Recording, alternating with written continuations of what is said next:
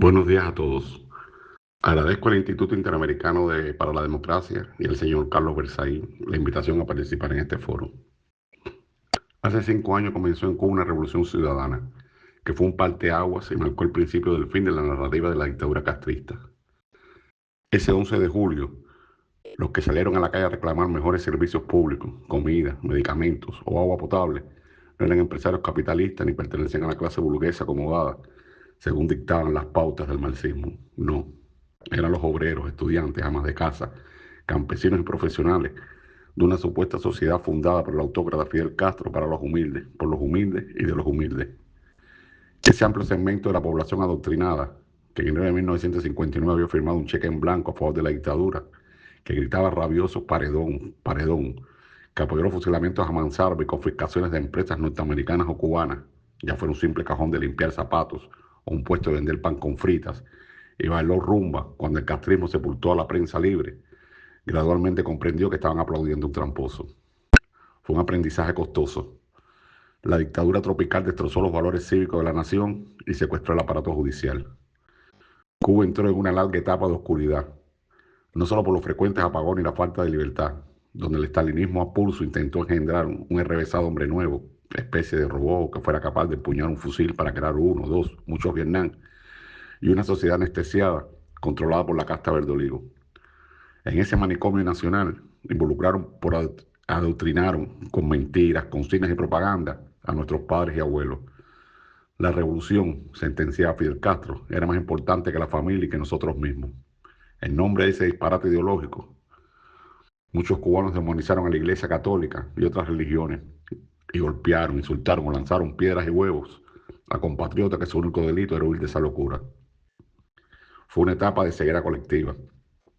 Conozco a personas adultas que ahora se avergüenzan de haber creído falsas promesas de Castro, como aquella sentencia en la primavera de 1962, cuando dijo que dentro de 10 años el nivel de vida en Cuba sería superior al de los Estados Unidos, o que produciríamos más leche y queso colanda y carne de res que Argentina.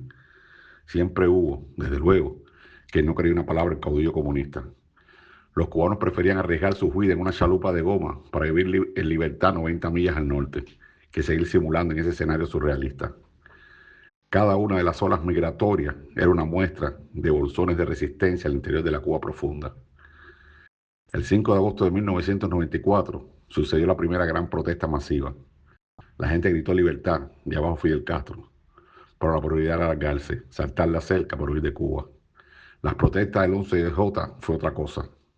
En mi labor periodística he conversado con decenas de personas que participaron en las marchas contra el régimen ese domingo 11 de julio. Nadie podía sospechar lo que ocurriría en la mañana de ese día en un pueblo a 45 kilómetros al oeste de La Habana, llamado San Antonio de los Baños.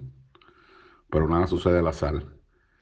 Desde 2019, debido a la crisis multisistémica, la economía y los servicios públicos comenzaron a colapsar, al igual que las producciones agrícolas e industriales. El país entró en reverso.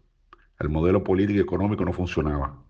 Gracias al control del aparato represivo, lo único que funciona en la isla, el castrismo se mantenía en el poder. La tormenta perfecta se activó con la pandemia que llegó de China y los múltiples disparates aprobados por el régimen como la tarea de ordenamiento.